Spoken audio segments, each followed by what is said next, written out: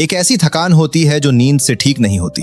ये ना तुम्हारी मसल्स में होती है ना बोन्स में, ये रहती है माइंड के लूप्स में।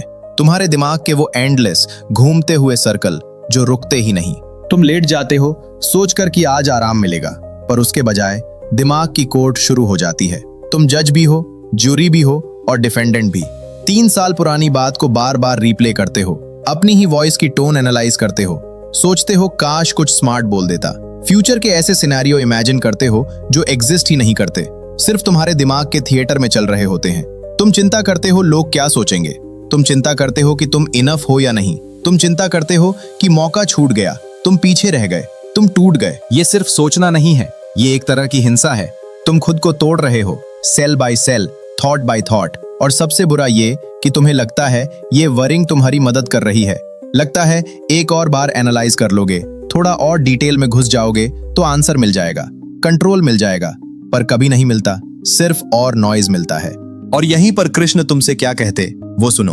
वो तुम्हारे अंदर चल रहे तूफान को देखते हैं, दिमाग का वो बैटलफील्ड जो उस बैटलफील्ड से भी ज्यादा वायलेंट है जहां वो अर्जुन के साथ खड़े थे। भगवत गीता के अध्याय 6 श्लोक 6 में कृष्ण एक बात कहते हैं जो नॉइज को सीधा काट देती है। वो कहते हैं, जिसने अपने मन को जीत लिया उसका मन उसका दोस्त है, पर जिसने नहीं जीता उसका मन उसका सबसे बड़ा दुश्मन है। दोबारा पढ़ लो, मन सबसे बड़ा दुश्मन बन सकता है। हम पूरी जिंदगी बाहर के दुश्मनों से डरते रहते हैं, बॉस से, लोगों की जजमेंट से, पर कृष्ण कह रहे हैं कि सबसे डेंजरस व्यक्ति तुम्हारे जीवन में तुम स्वयं हो, जब तुम्हारा माइंड अनचेक्ड है।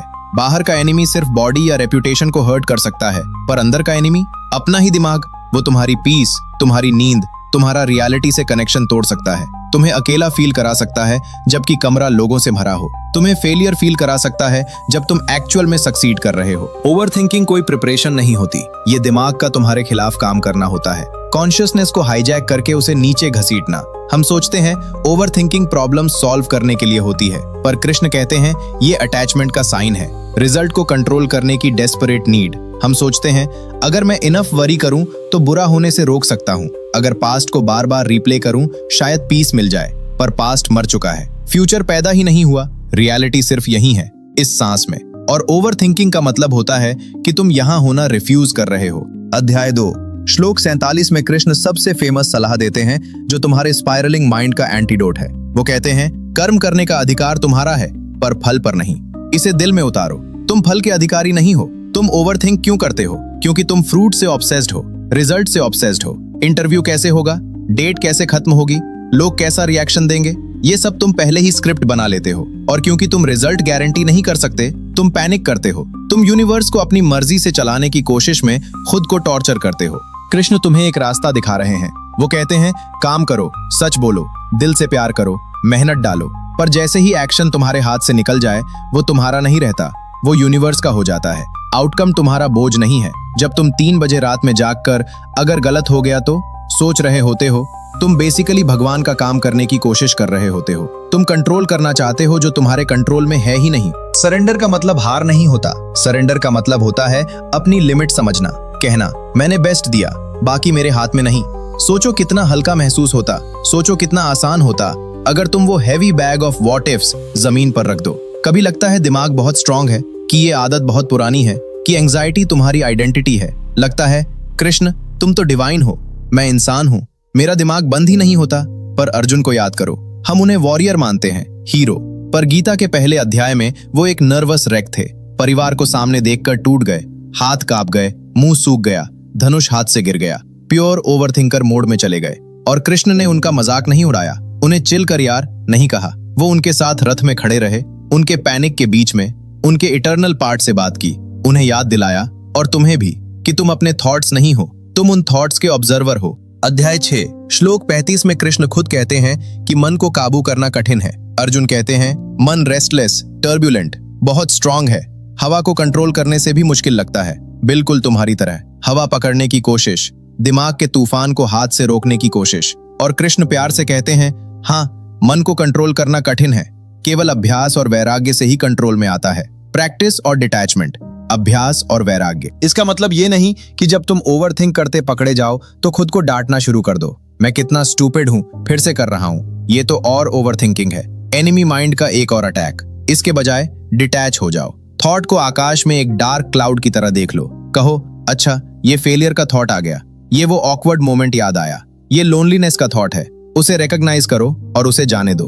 उसे चाय पर बुलाने की जरूरत नहीं, उससे आर्ग्यू मत करो, उसे बिलीव मत करो, क्योंकि तुम आकाश हो। बादल आते हैं, जाते हैं, कभी सफेद, कभी काले, पर आकाश कभी भीगता नहीं, कभी जलता नहीं। तूफान उसे डैमेज नहीं कर सकता। तुम वही आकाश हो। ये तुम्हारी आत्मा है, ये वो हिस्सा है जिसे एंजाइटी टच नहीं कर सकती, जो ऑलरेडी काम है, होल है, सेफ है। ओवरथिंकिंग का मतलब है कि तुम भूल गए हो तुम कौन हो। तुम क्लाउड को अपनी आइडेंटिटी बना बैठे हो, ट्रैफिक की नॉइज को अपने घर की साइलेंस समझ बैठे हो। जब तुम ओवरथिंक करते हो, तुम अपने ही दिमाग में नर्क क्रिएट कर लेते हो। तुम्हें लगता है तुम अकेले हो, तुम्हें लगता है सब तुम पर डिपेंड करता है। अगर तुम चिंता नहीं करोगे तो दुनिया बर्बाद हो जाएगी। अगली बार जब विचार आए, बस रुक जाओ, फाइट मत करो।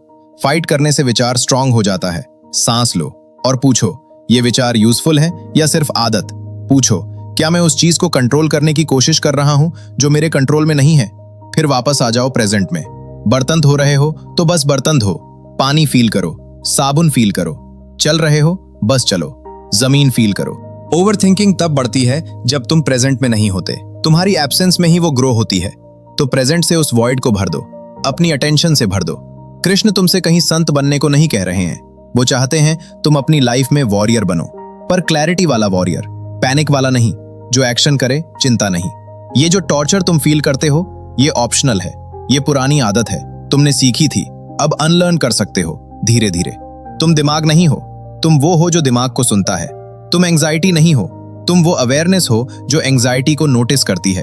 और जब नॉइज बहुत हो जाए, सारथी को याद करो, वो जो तुम्हारे दिल में चुपचाप बैठा है। वो पैनिक नहीं करता, वो तुम्हारे फ्यूचर के बारे में वरिड नहीं होता। उसे पता है तुम्हारा रास्ता क्या है। लाइफ की टाइमिंग पर ट्रस्ट करो।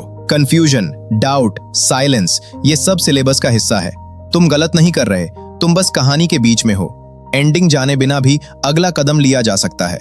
दिमाग की कोर्ट को बंद कर दो, जज और ज्यूरी को घर भेज दो। कोर्ट रूम से निकलकर धूप में आ जाओ। हवा असली है, जमीन असली है, तुम असली हो, बाकी सब सिर्फ बादल है। खुद को टॉर्चर करना बंद करो, बोझ रख दो, ये कभी तुम्हारा था ही नहीं।